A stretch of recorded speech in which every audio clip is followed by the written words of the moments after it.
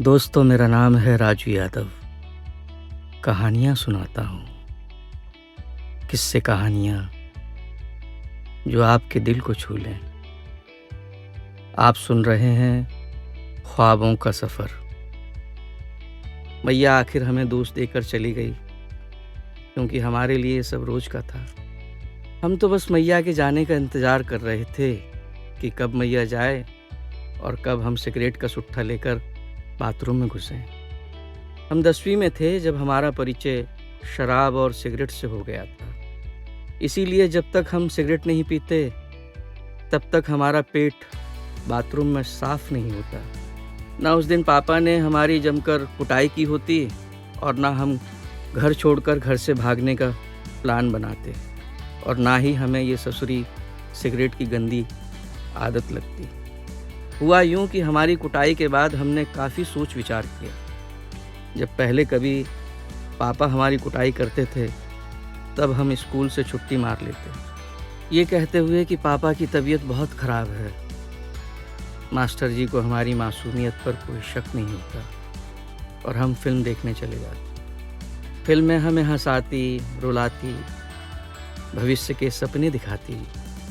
Cinema hall से निकलने के बाद फिल्म का हीरो हमारे भीतर जैसे समा जाता और फिर हम पापा की मार का सारा गम भूल जाते। पर अब हम बड़े होते जा रहे थे। पापा के ताने अब हमसे बर्दाश्त नहीं हो पा रहे थे। ऐसा नहीं था कि हमें पापा के जज्बातों की कदर नहीं है। हम अच्छी तरह समझते हैं कि वो हमें पढ़ा लिखा कर कुछ बनाना चाहते हैं, मगर इसका मतलब ये तो नहीं कि वो हमें हर वक्त कुछ भी कहें और कुछ भी सुनाते रहें। बात बात पर हमारी तुलना दुबे जी के बेटे से करने लगे थे कि देखो, दुबे जी के बेटे ने आज ये किया है, दुबे जी के बेटे ने आज वो किया है। अरे भाई, मान लिया हमने कि दुबे जी का बेटा हमसे ज़्यादा समझदार है, पर हम क्या करें? हम नहीं बनना चाहते दुबे जी के बेटा जैसे। हम राधे हैं पापा, और हम राधे ही रहेंगे। नहीं बनना हमें किसी के जैसा। बस फिर क्या था, पापा को हमारी यह बात बुरी लग गई। बाप से ज़बान लड़ाते हो, ठीक है। अब पापा हमारे खाने पर भी सवाल उठाने लगे थे। मैं जानता हूँ कि पापा हमसे बहुत प्यार करते हैं, पर अब उन्हें समझना चाहिए था कि अब हम बड़े हो गए हैं, अपना अच्छा बुरा सब समझते हैं। इसीलिए इस बार हमने भी घर से भाग जाने का फैसला कर लिया और जा पहुँचे अपने दोस्त राहुल के घर। हमने राहुल के घर के दरवाजे की घंटी बजाई। राहुल ने दरवाज़ा खोला और हम दोनों घर के भीतर। राहुल हमारा इकलौता दोस्त था जिससे मैं कुछ भी नहीं छुपाता था। राहुल के मम्मी पापा अपने रिश्तेदार की शादी के लिए 4-5 दिन के लिए कहीं बाहर गए हुए थे। राहुल ने हमारे आने की खुशी में शराब की बोतल खोली और बड़ी स्टाइल से सिगरेट जलाकर उसका धुआं हवा में छोड़ा। हम तो देखकर हैरान परेशान हो गए। हमने राहुल से पूछा, अबे साले, ये कब शुरू किया? राहुल बोला, बचपन से। जब मैं छोटा था पापा मुझे सिगरेट जलाने के लिए कहते थे। सिगरेट सुलगाते सुलगाते हम भी 2 कस मारने लगे। पहले पहले तो मैं पापा की नकल करता था, पर धीरे धीरे मुझे भी मज़ा आने लगा, और जब भी पापा पीने बैठते मुझे भी 2 ढक्कन ग्लास में डाल कर देते। धीरे धीरे मैंने इसका फ़ायदा उठाना शुरू कर दिया। पापा जब भी बोतल लाते तो मैं उनकी बोतल से थोड़ी सी दारू निकाल कर बोतल में पानी भर देता। हमने हैरानी से पूछा, तुम्हारे पापा को पता नहीं चलता था? नहीं भाई, थोड़ी सी दारू निकालने पर कुछ पता नहीं चलता, लेकिन तुम्हारे पास तो पूरी बोतल है, ये कैसे? राहुल हमें अपना सीक्रेट बताने के लिए अपने घर की छत पर ले गया। घर की छत पर कबूतरों का दरबा बना था। उसी के पीछे राहुल ने अपना खजाना छुपा रखा था। मैं तो देखकर दंग रह गया। हमारे घर में अगर मिश्रा जी हमें ये सब करते देख लेते तो पता नहीं हमारा क्या हाल होता। हमें तो लगता है हम कब के परलोक से धार गए होते। खैर, हम नीचे राहुल के कमरे में पहुँचे। हमने राहुल से कहा, पापा की कुटाई से हमारा सारा बदन बहुत दर्द कर रहा है, कोई गोली है तो दे दो भाई।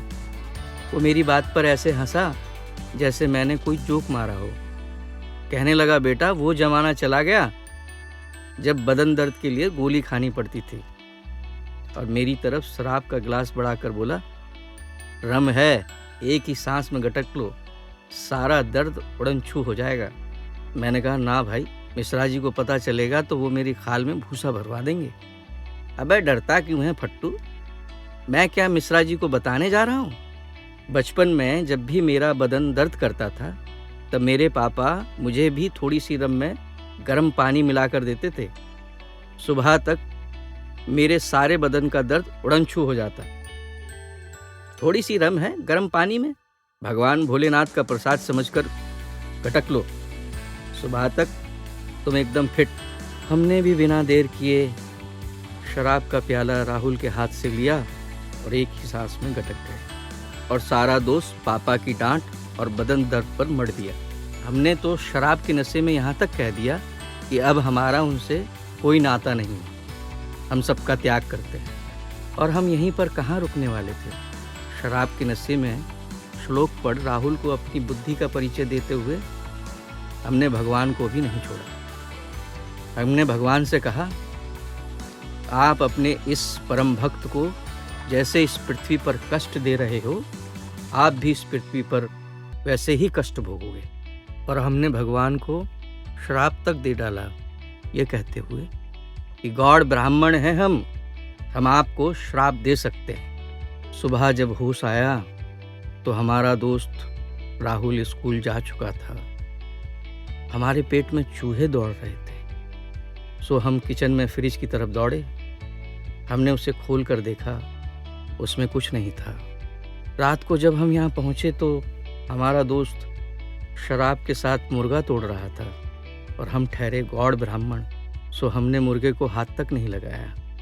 हमने गौर से किचन को यहाँ वहाँ देखा तो हमें जल्दी ही समझ में आ गया कि मैया के हाथ की रोटी के बगैर हमारा गुजारा नहीं हो सकता। हमने झट से भगवान की तस्वीर के आगे हाथ जोड़े और 7 बार उठक बैठक कर अपने दोनों कानों को हाथ लगाकर बोले, हे भोलेनाथ, हमें माफ़ कर दो। शराब के नशे में पता नहीं हम आपको क्या क्या बक गए, शराब तक दे दिए। हे भोलेनाथ, बच्चा समझकर इस बार की गलती माफ़ कर दो, आगे से ऐसा नहीं होगा। हमने झट से अपना झोला उठाया और घर की तरफ रवाना हो लिए। हमने दोस्त के घर की चाबी ताला बंद कर उसके बाहर रखे जूते में छुपा दी और हम घर की तरफ रास्ता नापते हुए सोचने लगे कि बेटा राधे, घर तो जा रहे हो, पापा और मैया अब तुम्हारी क्या दशा करेंगे, वो तो भगवान भोलेनाथ ही जाने। दोस्तों, आज के लिए ख्वाबों के सफ़र में इतना ही। मिलते हैं अगले एपिसोड में।